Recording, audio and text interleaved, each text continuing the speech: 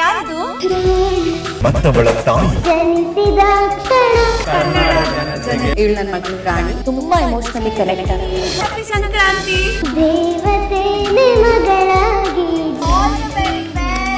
ಸಮಸ್ತ ಕನ್ನಡ ಜನತೆಗೆ happy Sankranti. Thank you. ಯಾರದು? ಆ ಹಾಡಲ್ಲಿ ತುಂಬಾ ಎಮೋಷನಲಿ ಕನೆಕ್ಟ್ ಆಗಿದೆ.